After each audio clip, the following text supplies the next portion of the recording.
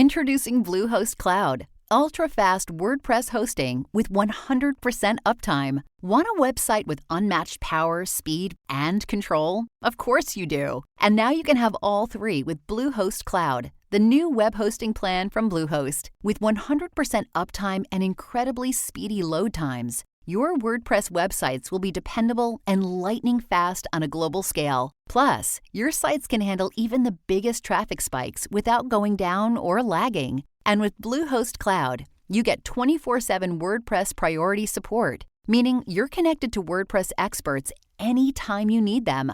Not to mention, you automatically get daily backups and world-class security. So, what are you waiting for? Get Bluehost Cloud today by visiting Bluehost.com. That's Bluehost.com. It's that time of the year. Your vacation is coming up. You can already hear the beach waves, feel the warm breeze, relax, and think about work. You really, really want it all to work out while you're away. Monday.com gives you and the team that peace of mind. When all work is on one platform and everyone's in sync, things just flow. Wherever you are, tap the banner to go to Monday.com.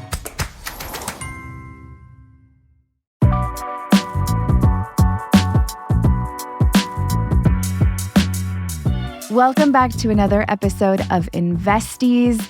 This week in the market, we've almost made a full recovery from the downside that we've experienced in the last couple of weeks.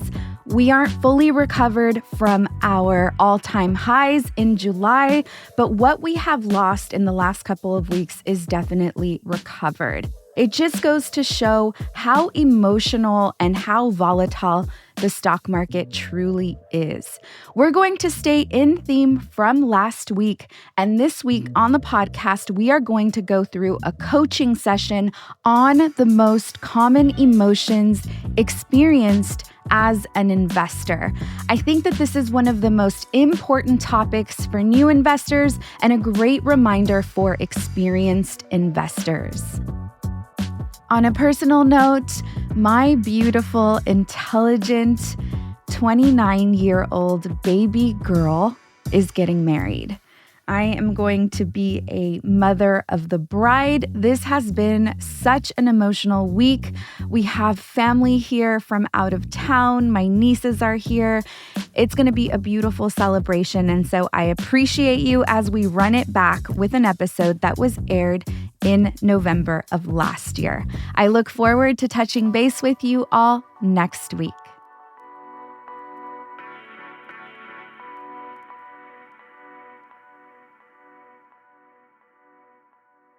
When I think about investor emotions, I always think about this quote from Benjamin Graham, who was Warren Buffett's teacher on investing.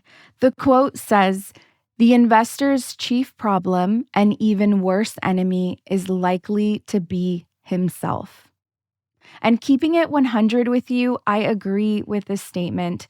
As an investor, a person, a human being trying to live my best life, I will always assume that I am the problem.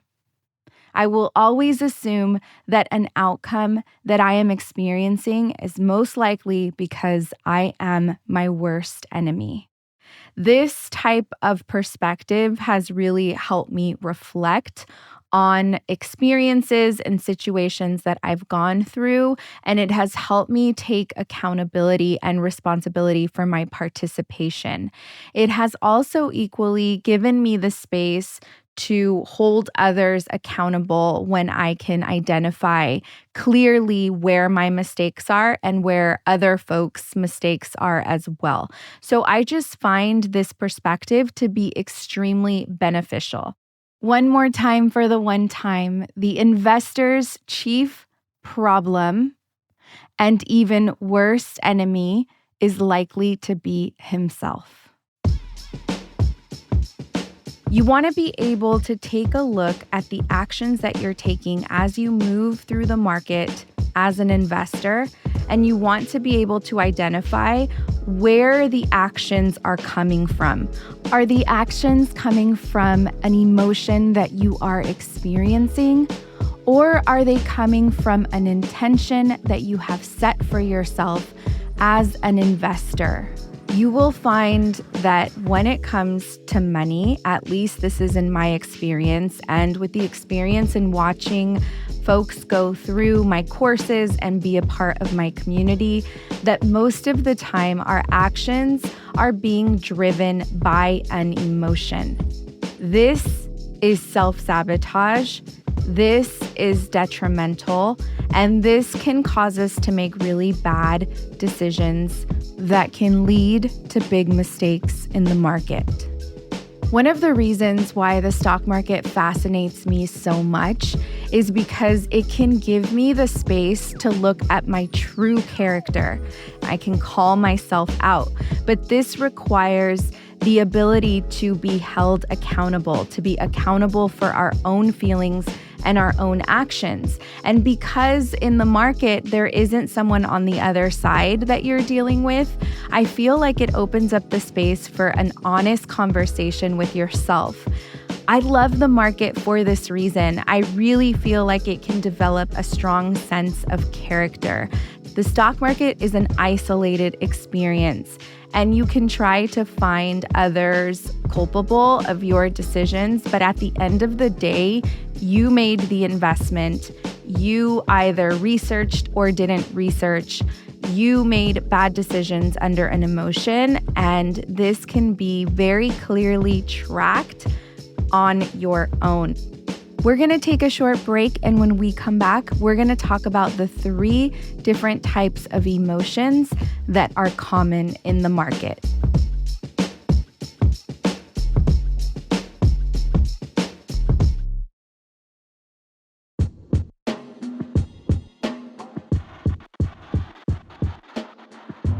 Investies, we're thrilled to hear that you're enjoying the podcast and finding the information we share beneficial. As a community, it's crucial to hear diverse voices breaking down complex topics, and we're glad to be contributing to that aim. We have a large number of weekly listeners, and we'd love to see more ratings and reviews on the podcast that reflect our listenership. Your feedback amplifies our voices and the content we put out, making it more visible to others who would benefit from it. I'm asking you to take a moment after this episode, rate, review, and share this podcast with your friends. Thank you for being a part of our community.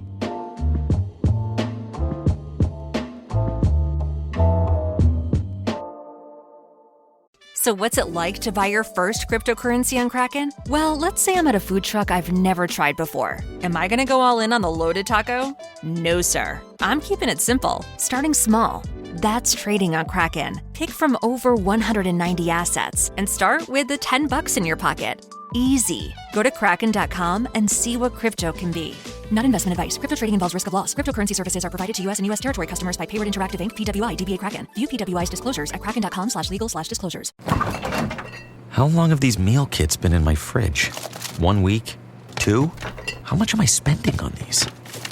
Hey, Erica, did my subscription go up? When your questions about life turn into questions about money, there's Erica, the virtual financial assistant to help you spend, save, and plan smarter. Only from Bank of America. What would you like the power to do? Erica is only available in the English language. You must download the latest version of the mobile banking app, only available on select mobile devices. Your chat may be recorded and monitored for quality assurance. Message and data rates and additional terms may apply. Bank of America N.A., member FDIC. And we're back. All right, so we're going to get into the 3 most common emotions in the market. And the very first one we have is fear. Fear is an emotion that can either keep you out of the stock market or in the stock market. It's really important for us to understand that fear can do both. There are times when we may be in a bad investment. Perhaps we haven't done the proper research. We haven't taken the time to keep up with the quarterly earnings reports, and the investment may not be doing well. It is that fear that keeps us in an investment. So we need to make sure that we're not allowing for fear to keep us in an investment that we shouldn't be in to begin with. Another example of how fear can affect you in this way is like that fear that won't allow for you to check your credit report, that won't allow for you to check your credit card balance, that won't allow for you to learn about what your interest rate has gone up to. It is that fear that keeps you in really bad situations when you can actually take action to remove that situation from your life, to remove that energy leak from your life. So fear can keep you in bad situations. And then on the flip side of that, fear can keep you out of what can potentially be a positive situation. It is common for us to understand that there's fear in participating in the market. I feel like for the most part, many of us know what that experience is like. We don't want to lose money. We don't want to get into a situation that we don't fully understand. It's really important for us to identify what is keeping us out and to know that at the core of fear is simply the unknown. And so a way that we take action to combat fear is to educate ourselves and make whatever it is we're fearing known. So it is crucial to be sure that you begin educating yourself as you participate in the market and that you do your research on your investments so that you're clear and your intention is clear and you don't start making bad decisions based on that level of fear. There's another type of fear in the market known as the fear of missing out or FOMO. I really feel like nobody knows FOMO the way an investor knows FOMO. In fact, I strongly believe that the idea of FOMO must have originated in the market. It must have originated surrounding money. It is nothing like the FOMO you feel when you're scrolling on Instagram and watching your friends leave you out of an experience or watching just other people in general experiencing something that you want to experience for yourself. It is nothing like that. Because it is tied to money, the amount of grip that FOMO has on you can really drive you to do some crazy things. It can drive you to make some wild decisions that you would have never made outside of feeling FOMO. The next emotion is euphoria. Euphoria is an emotion that can easily blind you from the potential risks of the market. It's just this feeling of like, I'm a bad bitch. Like, I just did some dope shit that no one in my lineage has ever done. I made these bold moves, and now I'm making all of this money in the stock market. It makes you feel like a gangster, like you're just coming through with all the decisions and they're paying off. This is just temporary. You feel this way because the stock market is moving upwards. It's not anything that you specifically did. Yes, we should acknowledge that you may be a first-time investor, that it took a lot of courage for you to make these types of decisions, but the market did what the market always does, okay? You specifically didn't make the stock market go up. There were catalysts and circumstances that made the stock market go up and increase.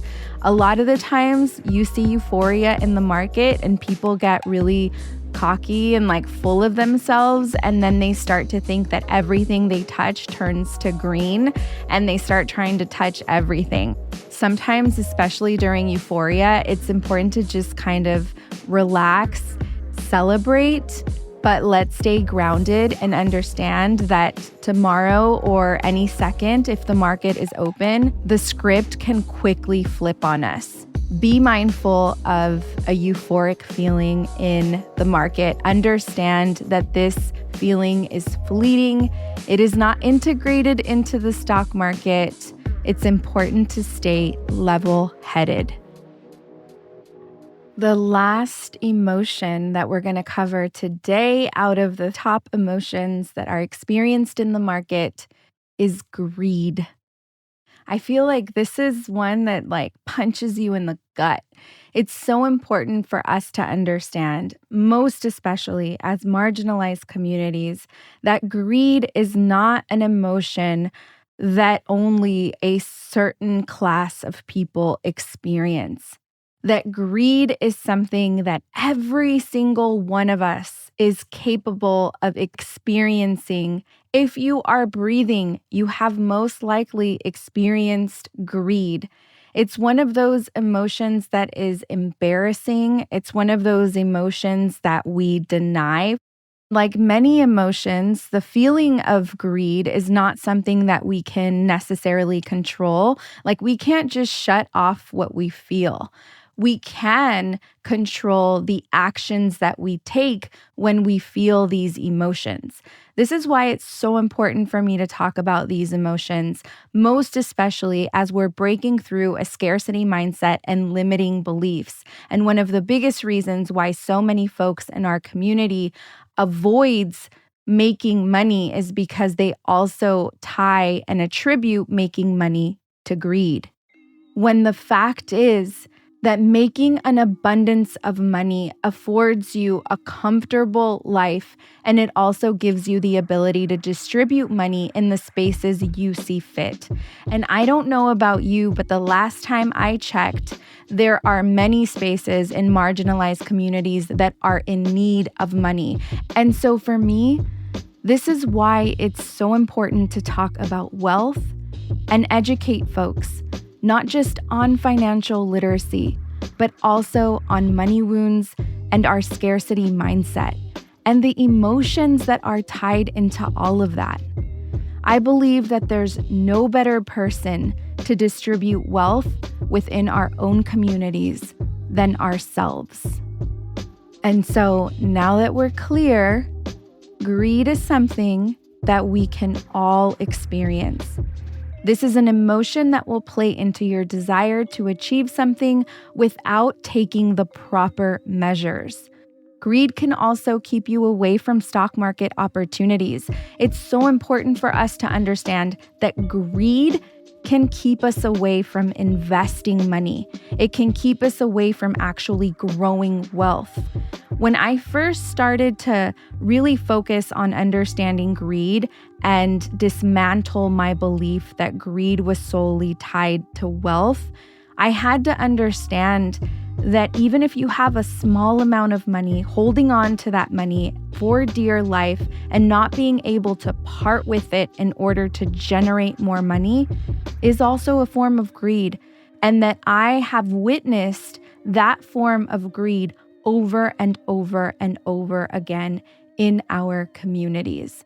And so part of my experience of moving through my emotion of greed was going to be the experience of letting go of money in order to invest money into new opportunities. We're going to have to become self-aware of how we're feeling. We're going to have to be extremely honest and understand that we're learning to identify these emotions and we're learning how to harness them in order to not make mistakes with our money in the market. When we feel these emotions, we're actually given the opportunity to take a further look at our character, understanding who we are at the core and what we would like to change about ourselves, how we would like to react to these emotions, and of course, develop our investing strategies based around these emotions. I have developed so many personal investing rules in my life around these emotions so that my investments and my decisions are safeguarded. Do they always work out? No. Sometimes I break my own rules and I lean into the emotions. But what I can tell you is that years of experience and practicing identifying, being self-aware, and not making decisions from an emotional space has really contributed to exponential growth in my life. And again, I know I said this earlier, but I'm going to say this again. This is part of the reason why I love the stock market so much, because I am really able to work on my own personal character development and strategic understanding understanding of how I want to move forward in life. For whatever reason, money is the amplifier of who we are. If you're an asshole, you're going to be an even bigger asshole with money if you don't become self-aware. Money doesn't change us. Money amplifies us.